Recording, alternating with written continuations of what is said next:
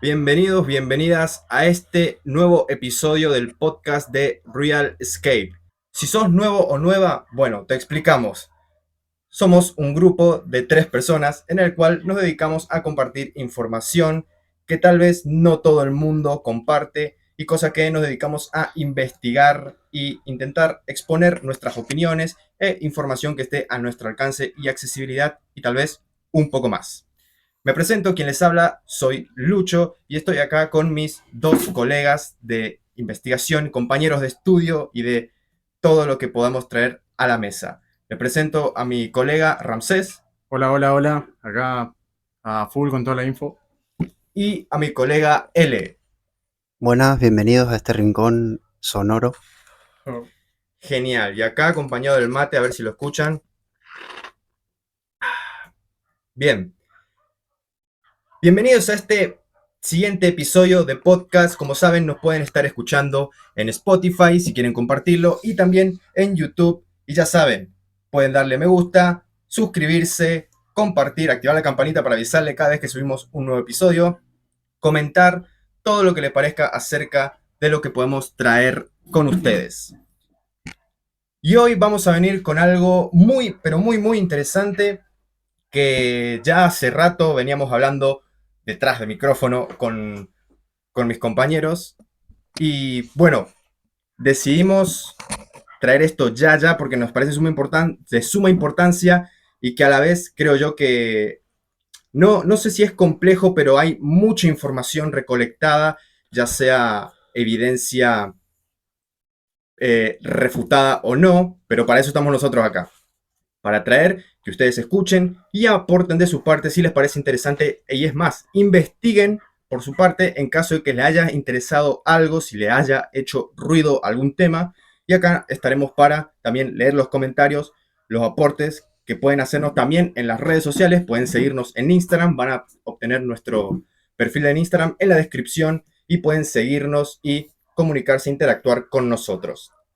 El tema, como dije, que vamos a traer hoy podemos decir que se trata de tecnología antigua. Suena bien, ¿no? Tecnología fuera de tiempo. Se le dicen Claro, old parts. OPAS, exactamente. Tecnología antigua, ciertos descubrimientos específicos, algunos más ocultos, otros por ahí que se conoce un poco por arriba, o, o que hay mitos creados de algunos de ellos. Bien, podemos arrancar con cualquiera de estos temas interesantes, así que si antes de arrancar full polenta alguno de ustedes quiere aportar algo y le damos con todo. El tema acá es que buscamos información sobre, puede ser tecnología que está fuera de su tiempo. En algún momento hizo ruido, algunos fueron desmentidos. También hay temas de historia, por así decir, hechos o puede ser objetos encontrados fuera de su lugar natal en un tiempo en el que no encaja según la historia oficial. Eh, Claro, no necesariamente tampoco es todo sobre tecnología que está fuera del tiempo. Hay sucesos que en la historia oficial dicen, por ejemplo, se encontró una moneda en México, pero que tiene algún tipo de tallado o símbolo del antiguo Egipto o sumerio, lo que sea, y entendiendo que los mexicanos, por ejemplo, nunca tuvieron contacto con esas civilizaciones. No Según es, la historia oficial, según la digamos. historia oficial, claro, o sea, no estoy hablando de algo en específico, sino que estoy tirando un ejemplo, pero vamos por ese tipo de temas. Yo traje un poco de información también, no tanto sobre tecnología fuera de tiempo, sino de objetos encontrados en lugares donde no corresponden, dado la información oficial y en la tiempos que no cronología. corresponde también. Claro, sí, eso, según la cronología no debería estar en ese lugar. Exactamente, esto es algo muy interesante porque desafía las, entre comillas, voy a decirlo, las leyes temporales planteadas en toda la historia de la humanidad y de la existencia, podemos decir, de lo que supuestamente está. Se rompe esquemas antiguos, o sea, de muchas cosas que hoy queremos traer sobre la mesa. Hoy preferimos hablar más sobre cosas de la antigüedad, tal vez tecnologías, tal vez artículos, cosas que rompen ese patrón normalizado en la historia sobre el tiempo, sobre lo que tendría que estar, existir o no en aquellos tiempos.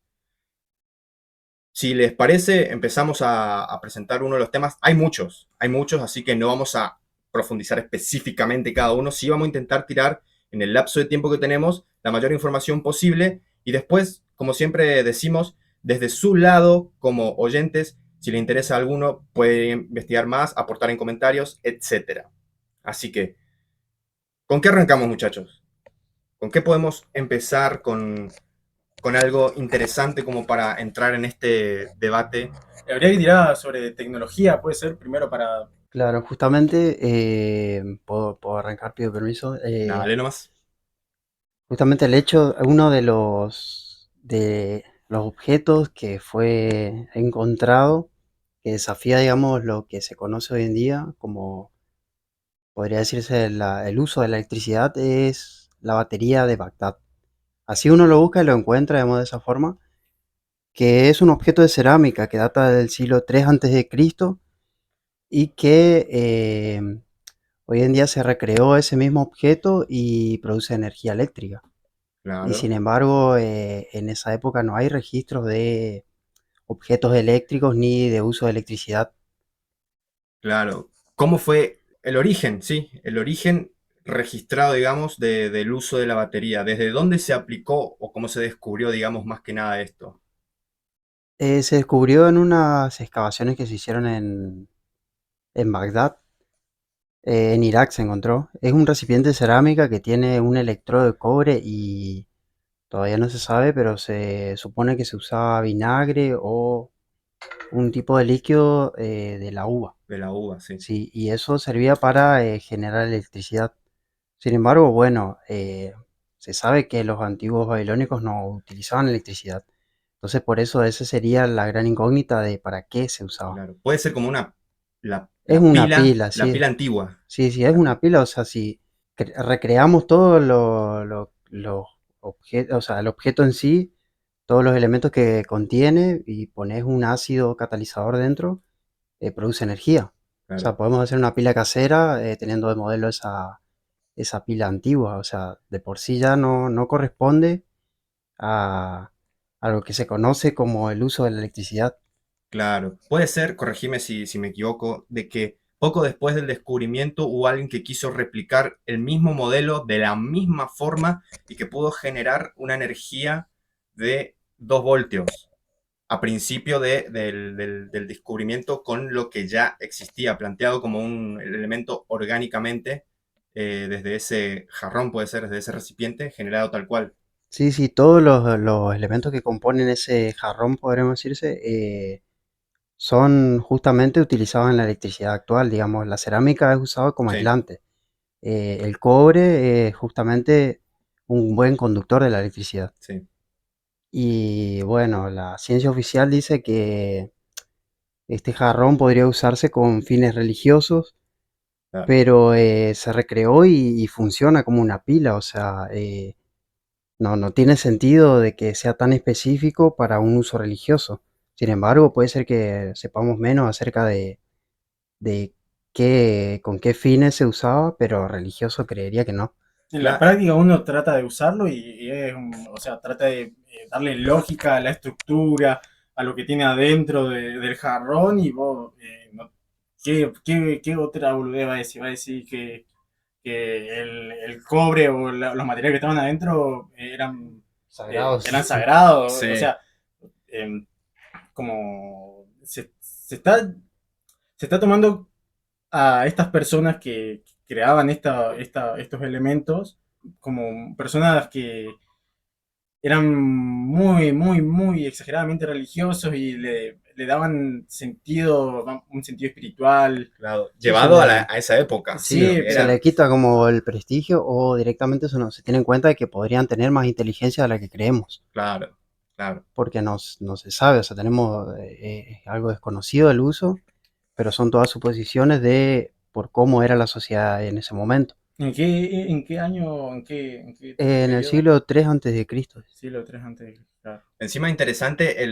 la estructura material. Gente, si ustedes quieren pueden ir a buscar esto en Google, pueden fijarse las imágenes de cómo era el recipiente y cómo era el interior. Muy interesante cómo estaba estructurado y elaborado, podemos decirlo, pero la parte de exterior era como un pico y tenía como un entorno alrededor de la punta de ese pico del jarrón, como Estaba parecía sellado. sellado, Sí. parecía todo un material derretido, bien sellado, y cómo aplica la funcionalidad a eso para que funcione como Qué energía. casualidad, o sea, si no fue hecho para eso, qué casualidad que justo utilizaron materiales que funcionarían como una batería. Claro, Claro, sí.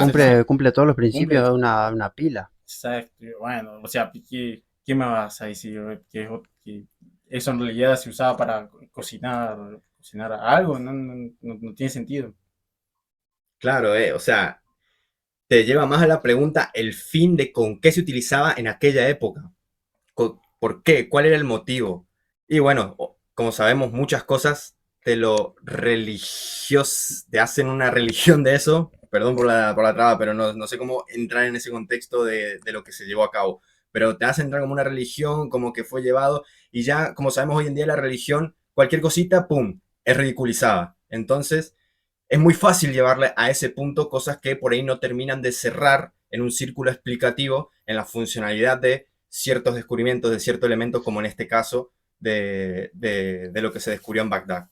Claro, aparte arrancamos fuerte porque justamente pone en juego el uso de electricidad. O sea, Sí, ya es algo para muy, la muy... época, Sí, totalmente. sí, sí, aparte, o sea, tal cual como decís, que lo ponen como un objeto ritualístico. Sí, O también pueden... Hay teorías también que dice que eran unos, con objetivos médicos, sí. porque tienen propiedades, pero justamente las propiedades que resaltan son las eléctricas, vamos a decir. Ver que tiene, a simple vista sería cumplirá las funcionalidades de una batería. Claro. Exactamente. Pero justamente por eso no coincide con el tiempo, porque ¿qué alimentarías con eso si no hay registros de otros objetos que funcionen con electricidad? Te lleva a querer agarrar y crear una máquina del tiempo y viajar y ver qué onda con eso ya. ¿Qué hacían estas personas con esos elementos? ¿No? Mucho misterio. Sí, sí, bastante, bastante. Esto había dicho, perdón, te lo vamos a repetir una vez más, que fue descubierto o hay una especulación del origen. No, no, fue descubierto en Irak, En Irak, sí, en unas excavaciones ¿en arqueológicas. qué tiempo? En el Data del siglo III. siglo III antes de Siglo Cristo. 3. Ah, Sí, sí, Digo, para el tiempo, no existía nada. En ese sentido desafía la historia oficial porque claro, no había tecnología claro. eléctrica en esa época. Ese fue el tiempo de descubrimiento. Puede ser que ya estuvo mucho tiempo antes entonces. Depende, puede ser que, por ejemplo, se utilice datación por carbono Y, para sí, descubrir la época en claro. que Si querés, hablo, ahora yo tengo algunos temas acá para relajar un poco y salirnos de lo que es la tecnología. Yo tengo datos sobre objetos que no deberían estar en cierto lugar en cierta época porque también desafía la narrativa oficial. Acá, bueno, específicamente traje uno que se llama el elefante de Copán, el elefante de Copán. sí, de Honduras. Vamos a decir, una estructura creada por los mayas que muestran un tallado interesante que trata de elefantes que estuvieron por acá, por América. Elefantes en América. Eso ¿En ya qué época? se tiene datos de que pudo haber sido en 600 después de Cristo o entre 600 después de Cristo y 700 después de Cristo. Entre esas épocas Claro, elefantes en aquella época acá en América. en América. Exacto. Pa, Estas estructuras, ahí si es que las encuentran y las buscan como elefantes de Copán, pueden ver que hay un tallado de dos elefantes que están en los laterales en la parte superior. Lo interesante es que son elefantes en América que se supone que nunca, no había rastros de elefante en la historia, acá no hay, hoy mismo en la actualidad no se encuentran. Entonces es un tema muy interesante. Ahora, la explicación que se les busca dar de parte de vamos a decirlo, la ciencia oficial es que pudo haber sido que los mayas en esa época interactuaban con mamuts, puede ser mastodontes, algo así sería. Sí, sí, lo más semejante, digamos. Sí, algo así, como que estas personas interactuaban con ellos, pero un dato interesante también es que arriba de estos elefantes tallaron, ¿cómo se dice? Jinetes. Claro, Había jinetes arriba de los elefantes que eso da a entender que los mayas tenían conocimiento hasta de cómo domesticar o domar. cómo domar a los elefantes, que eso requiere de demasiado conocimiento sobre estas especies, un conocimiento muy avanzado sobre la naturaleza de este animal, además de que eh, prácticamente esto uno lo ve normalmente en los países asiáticos como India, China, que hay centenares de videos, como ellos Domestica, digamos. sí, los domestican y bueno, uno diría está bien, es normal, pero recuerden que es acá en América. Y si hubiesen sido mamuts, también es más loco todavía, porque significa que los domesticaban. O sea, el conocimiento avanzado que tenían sobre estos animales, impecable. Ahora, otro tema, otra explicación que se le quiere dar es que en realidad se trataba de tapires, Tapires. un animal muy común acá en Latinoamérica, pero el tamaño de la trompa como se lo hizo en esta En la figura, estructura, en la sí. figura, no Claro, es eh, muy, muy detallado, o eh, sea, tenía orejas, tiene, trompas, tiene colmillos, claro, 1 metro de altura tenía eso, sí, no, y una persona encima. Sí, le eh, mostrás Ah, eso a un ah, niño de 5 años y te va a decir, ve un es un elefante. elefante, sí, ¿no? sí. Entonces me queda descartado, vamos a decir, una explicación casi acertada o prácticamente acertada, una forma bastante coherente de explicar qué pueden ser esos animales que aparecen ahí, pero la trompa te deja mucho que pensar, dado que lo hicieron del tamaño muy grande, no encaja con un tapir. Es una explicación que se le busca dar vamos a decir, para no tirar abajo parte de la historia oficial o puede ser que no se haya descubierto aún que acá existían elefantes, cosa que veo casi imposible porque no hay fósiles de elefantes, solamente hay de animales prehistóricos como los mamuts o los mastodontes. Claro, eso es importante hacer resaltar porque hay gente que por ahí no tiene idea de que o no está tan familiarizado con el hecho de las especies y su distribución en el planeta. Entonces, es importante tener en cuenta esto de que elefantes o mamuts presentes en aquella época en América, en Sudamérica, históricamente, según lo que se ve oficialmente, es imposible que haya registro alguno de acá, salvo, como había dicho ahora Ramsés, de encuentros fósiles y todo eso según la fecha datada de lo que se pudo haber descubierto en este caso como esta figura, esta arquitectura. Bueno, y otro más que tengo acá es, en Egipto se encontró una momia con merca y tabaco lo vamos a decir, en la tumba donde se encontraba esta momia, en Egipto. Cabe aclarar que en Egipto no se cultivaba, no sé si se cultiva ahora, pero en esa época al menos no se cultivaba cocaína ni tabaco. ¿Sí? Y no es el motivo por el cual la momia termina dura, así que Claro, ya, ya, bueno, ya, ahí un tema, también una explicación que se le quiso dar es que cuando se estaban descubriendo Fue contaminado, digamos. estas momias, claro, fue contaminado, a alguien se le cayó tabaco y planta de cocaína en el descubrimiento y diría yo una explicación bastante vaga, muy sí. por arriba. como para explicar este suceso. Lo que pasa también acá es que las momias, si le damos el prestigio a un país de quién es en qué país o en qué lugar, qué civilización fueron los primeros en hacer momias, es en América del Sur.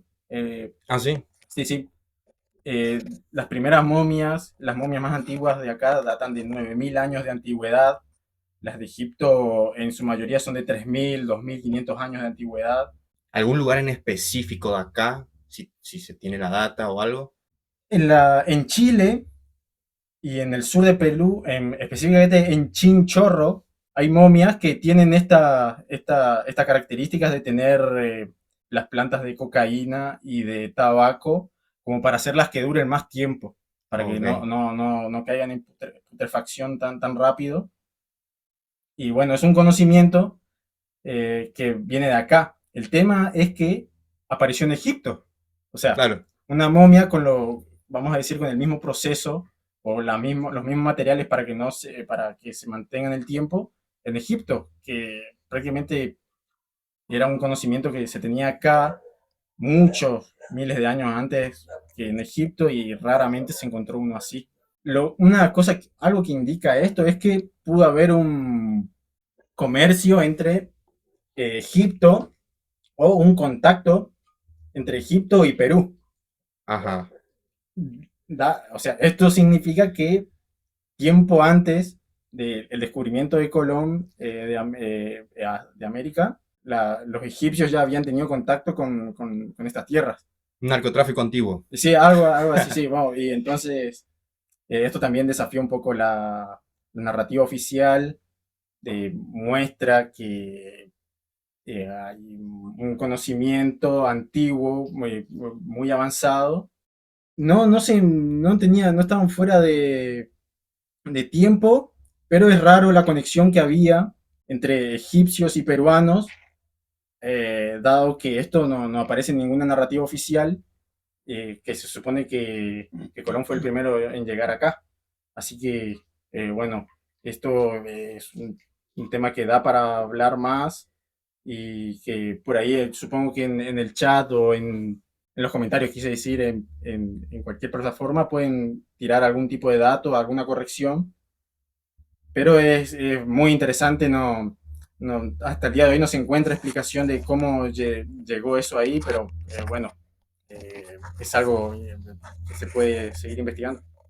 Claro, aparte también es interesante que cuando decimos momias, ¿qué se nos viene a la cabeza del antiguo Egipto? Sí, Claro, sí. Por justamente nuestra educación, digamos, o sea, nosotros justamente acá en Latinoamérica deberíamos estar orgullosos de tener los precursores de lo que serían esas momias, pero sin embargo eso no se enseñan en las escuelas ni nada. Es Todo como Egipto. algo, sí, es como que queda oculto, sin embargo eso es algo que debería resaltar más, digamos, es como que estuvo esto antes. Claro, pero no quieren romper con la enseñanza de que no, Colón y el origen de toda América. Claro, es una educación eurocentrista, podríamos decir. Exactamente, exactamente. Bien. bueno, un dato más que quería agregar es que también eh, en varias crónicas egipcias, papiros, vamos a decir, escrituras antiguas de Egipto, muestran hablan de un lugar en el que se lo menciona como Punt.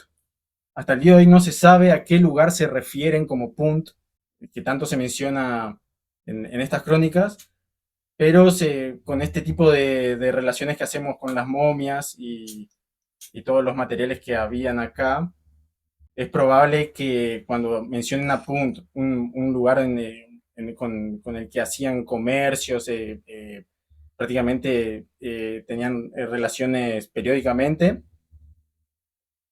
tal vez sea esa la explicación de que Punt se refieren a Latinoamérica o América o a Perú, y de ahí sale todo este tema de que se encuentran relaciones en la forma en hacer perdurar en el tiempo a las momias, con Claro, los materiales Justo, del tabaco y la cocaína. justamente Puede ser, podría ser ese punto de contacto. claro, literalmente. el Sí, punto de contacto podría ser de dónde Eh, aprendieron eso. Claro, guau, es interesantísimo. Yo la verdad de esto tenía muy poca data y bueno, vine acá en blanco y vine acá en blanco sobre este tema específico y de que momias en Sudamérica, esto me explota la cabeza. Así que espero que del otro lado, si no lo sabían, espero que a usted también les es muy pase lo común, mismo. las momias acá es muy común, solamente que es raro que en Egipto se encuentre una momia hecha Con con el los mismos mismo materiales, procedimiento, sí. claro, Claro, los mismos procedimientos que en las que se hacían acá, claro, dado por hecho que en Egipto no se cultiva claro, a mí, tabaco ni cocaína. Y sí, a mí supuestamente tampoco había contacto entre No, y esas no había contacto, civilizaciones. eso, claro, exactamente. lo que también me llama la atención es que los más antiguos sean de acá, las momias más antiguas sean de acá. Claro.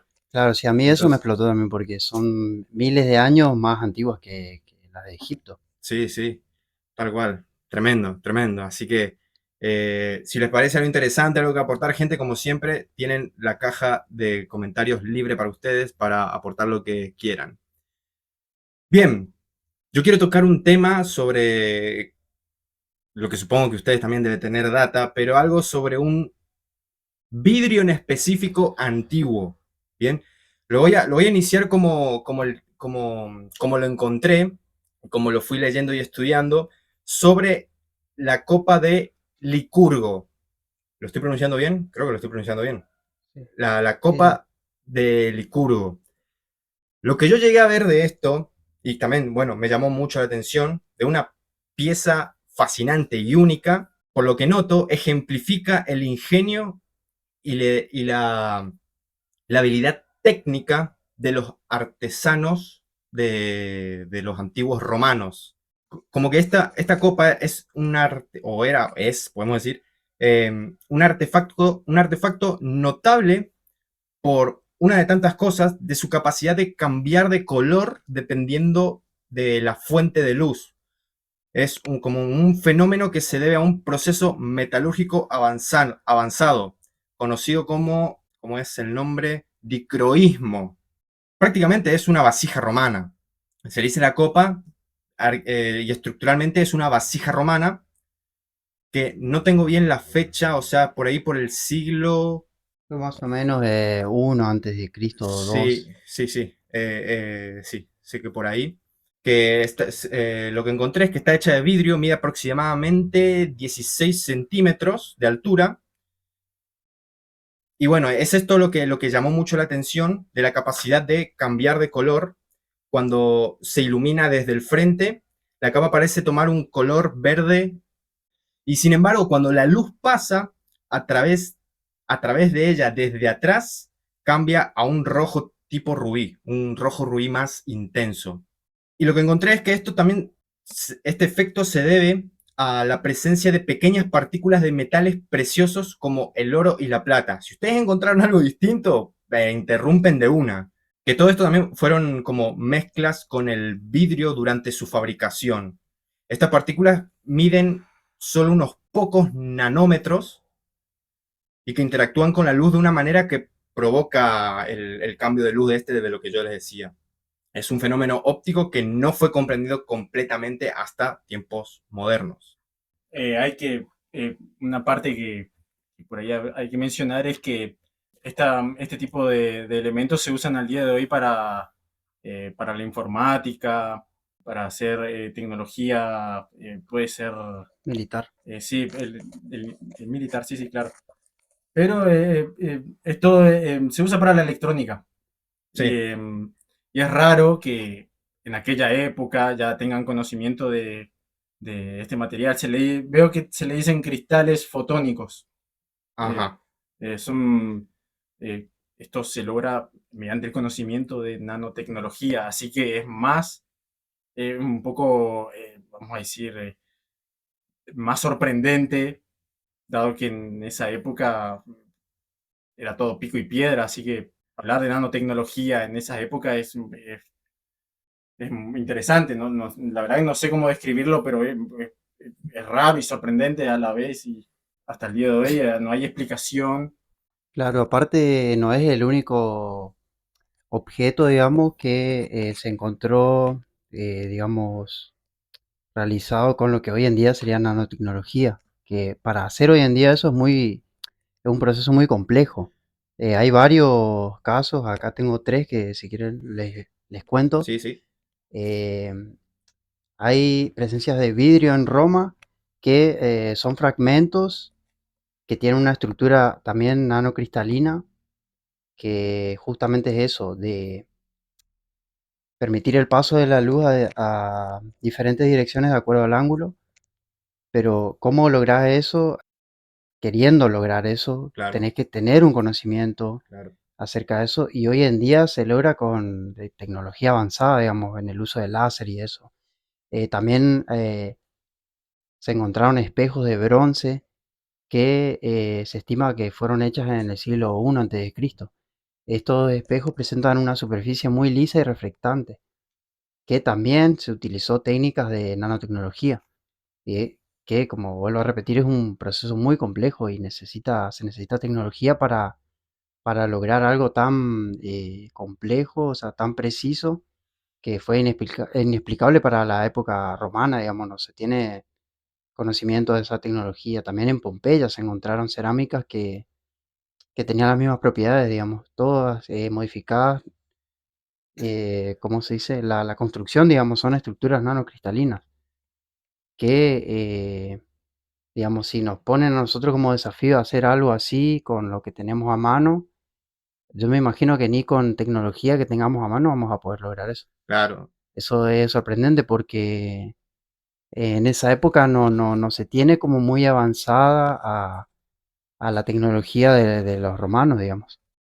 Hace poco también vi sobre un tema un poco más, vamos a decir, también que tiene que ver con la línea del tiempo oficial, que trata de una, vamos a decir, se le dice penique, es, forma parte de un collar, pero se llama penique de Maine porque fue encontrado eh, en Maine, que queda en Estados Unidos, al norte de Estados Unidos.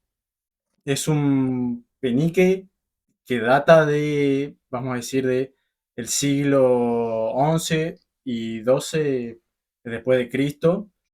Es de Noruega. Fue creado en Noruega y tiene símbolos de Noruega, vamos a decir, de aquella época. No sabría explicarlo específicamente, pero el tema es que se encontró en un yacimiento arqueológico en Estados Unidos en 1957 y según el yacimiento arqueológico que es de la época precolombina, es, no debería estar ubicado ahí en Estados Unidos, dado que se supone que el primero en descubrir América, ya sabe, Colón y todo ese tema, pero esto es un poco sabido de que los vikingos llegaron a América antes que Colón.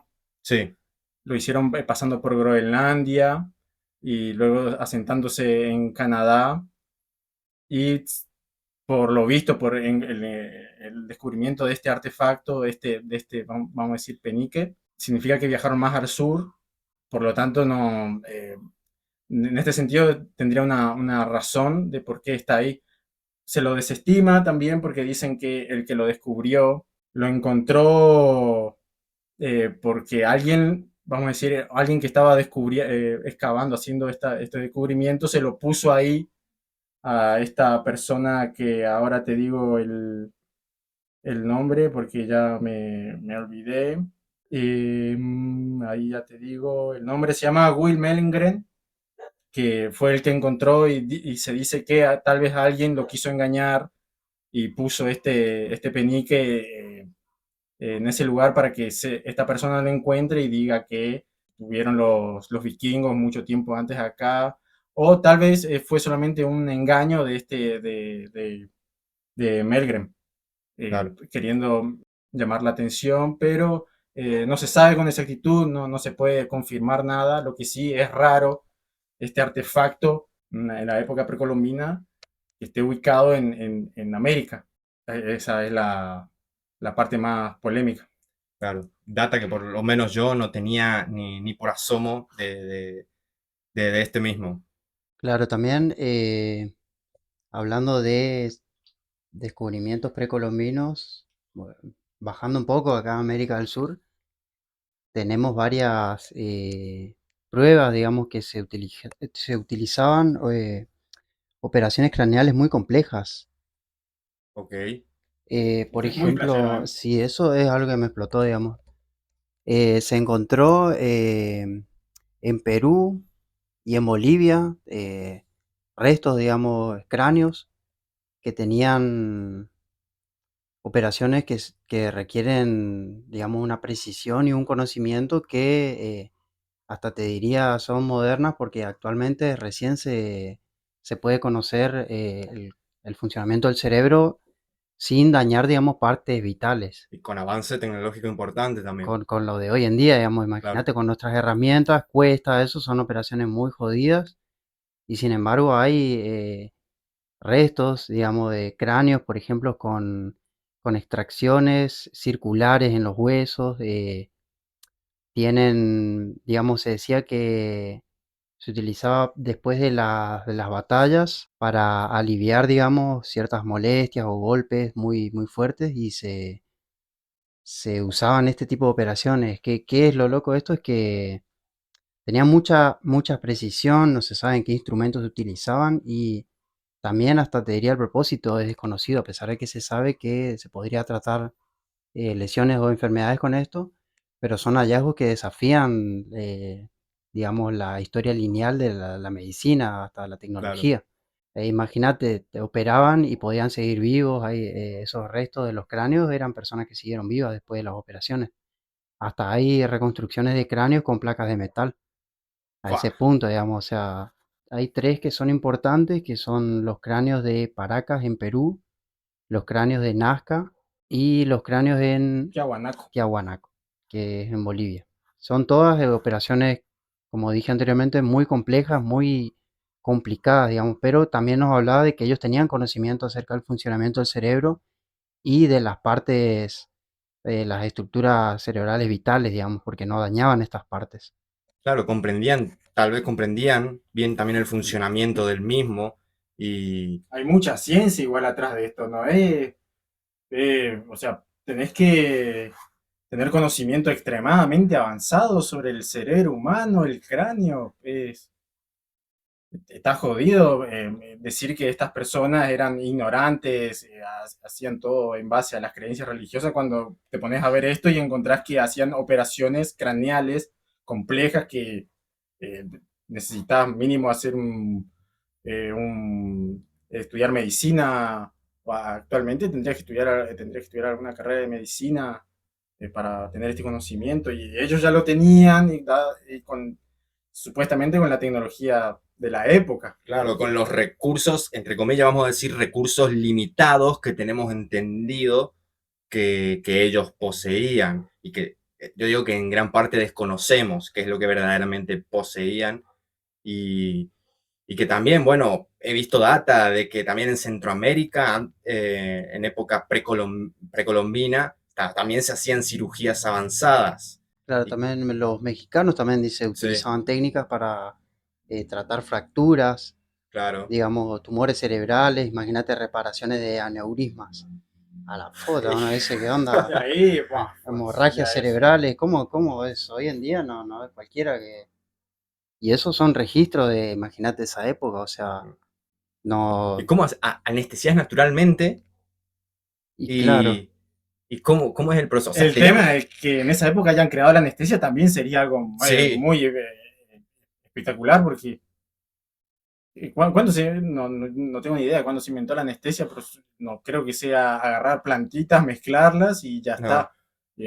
Descubrir la anestesia en base a prueba y error, por el simple hecho de mezclar plantitas o algún tipo de material, cualquiera sea el método, es un conocimiento extremadamente avanzado que desafía todo lo que nosotros sabemos sobre las antiguas civilizaciones de acá. Claro, vos pensás cuántas personas habrán muerto en prueba y error, en sobredosis de drogas Ah, naturales. claro, eso es tenerlos muy de Por estúpidos eso, a estas personas. claro, no podemos ser ignorantes ante la misma ignorancia, ¿no?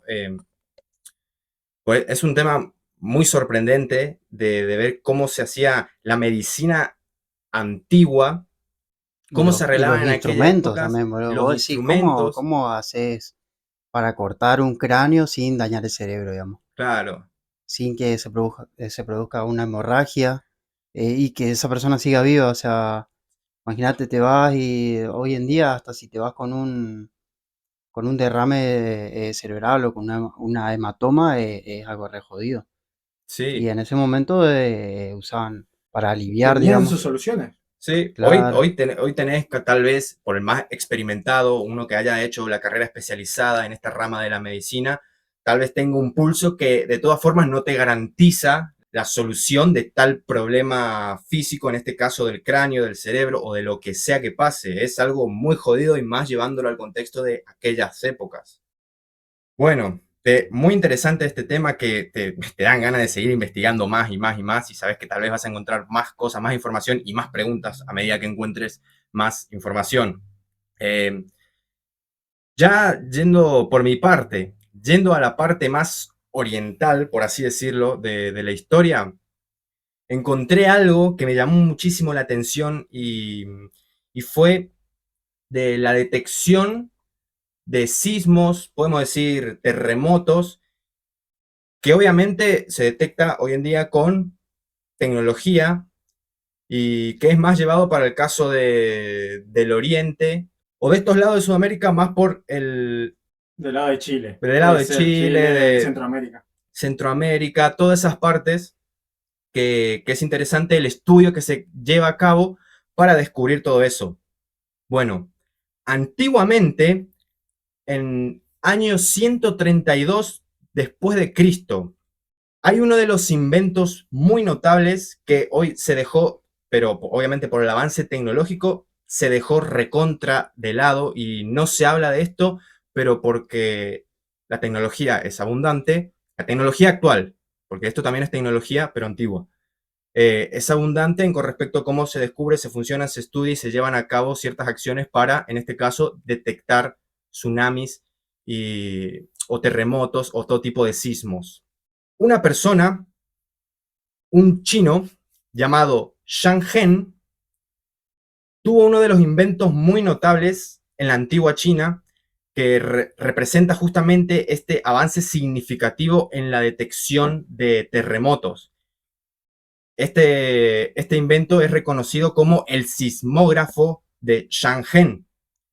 Eh, Fue creado, como había dicho, en el año 132 después de Cristo, porque fue durante la dinastía Han, y este dispositivo se consideró el primer sismógrafo del mundo y su diseño es interesante y muy efectivo. Y ahora voy a pasar a la descripción del dispositivo. Si quieren, lo googlean y van a ver. Es interesante la arquitectura y cómo funciona. El sismógrafo este tenía la forma de un jarrón de bronce con aproximadamente 2 metros de diámetro, y en la superficie del jarrón había 8 dragones orientados en diferentes direcciones, ya era norte, sur, este, oeste, y también las respectivas direcciones en diagonales. Cada dragón, esto es muy loco, cuando encuentren la imagen van a ver y es muy interesante. Cada dragón tenía una pequeña bola de bronce en la boca. Y esto lo que hacía es que debajo del jarrón, o sea, en la parte de abajo del jarrón, alrededor, también había un sapo por cada dragón. Y ese sapo lo que tenía era, estaba mirando para arriba y con la boca abierta, colocado estratégicamente, ¿para qué? Para recibir las bolas que los dragones tenían en la boca. ¿Y cómo era el funcionamiento de este mismo? Cuando ocurrió un terremoto, aunque el temblor no se sintiera, esto es re loco, aunque el temblor no se sintiera en el lugar donde estaba el sismógrafo, un mecanismo interno, no sé si posiblemente podía ser un tipo de péndulo o un sistema de palancas, se activaba debido a la vibración, provocando que una de las bolas de los dragones cayera en la boca del sapo correspondiente, o sea, en la dirección del sapo que estaba abajo del dragón. Entonces, ¿esto qué hacía? Indicaba la dirección del terremoto, del sismo. Lo que hacía era observar y determinar no solo que había ocurrido un terremoto, sino que también en qué dirección se encontraba. y la intensidad. claro la intensidad del epicentro, lo cual era demasiado crucial para responder adecuadamente a este mismo desastre. Este sismógrafo era como capaz de detectar terremotos a cientos de kilómetros de distancia, incluso aquellos que no se sentían localmente en la corte imperial china. Podía iniciar, no sé, desde el otro lado de Chile, y el sismógrafo lo sentía y sabía en qué dirección estaba y cómo, o sea, es muy loco el funcionamiento que tenía esto, la influencia que tenía en cuanto al resultado que vos decías, wow, hay un terremoto en tal dirección a tantos kilómetros. Bueno, ¿y qué pasó con esto? Lo que, aunque el diseño por ahí exacto del mecanismo interno se perdió después con el tiempo, sigue siendo un tema de especulación. Su impacto en la historia, de todas formas, sigue siendo innegable para todo lo que es la sismología. Hoy en día esto tiene una influencia de todas formas, por más que ya no se hable, no se dé bola a esto, tiene una influencia en la ciencia moderna, más que nada en la oriental, obviamente, por eso acá no llega prácticamente mucho esta data.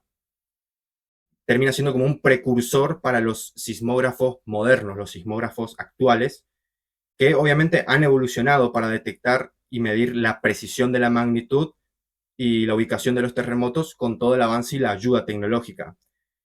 Aunque obviamente esos mismos métodos terminan siendo más avanzados, al principio subyacentes de registrar vibraciones para detectar movimientos sísmicos, se originó todo en este dispositivo de Shan-Gen. Cuando yo lo vi, la verdad quedé impactado, no sabía que, imagínate, en el primer siglo que pasa, ya un chino se puso a crear un sismógrafo con todo lo que conlleva detectar esto en un plano terrenal, en el planeta Tierra, y cómo terminó siendo totalmente funcional porque, según en la historia antigua china de los registros de la época, en la dinastía Han de China, eh, fue totalmente validado por su funcionalidad. Entonces eso llama mucho la atención. Por más que hoy no se dé tanta ola, es el precursor para que hoy en día esto siga avanzando, siga creciendo a tal punto de que ya ni siquiera se habla de esto. Bueno, esto según lo que encontré, hay cuestiones de que se dice que también pudo haber sido antes de Cristo. Es muy, o sea, muy, no sé si confuso, pero hay cierta información importante para profundizar sobre esto del sismógrafo en la funcionalidad y su origen. También es tecnología muy avanzada para la época. Claro, eso es lo que llama la atención, es Claro, que era en esa época, o sea, donde no se tenía justamente a la humanidad como muy avanzado en ciencia, digamos. claro. Bien, y con todo esto lo que compartimos, creo que se nos hizo muy largo el podcast y da de qué hablar porque hay mucho más, que siento que por ahí obviamente nos quedó mucho más en el tintero.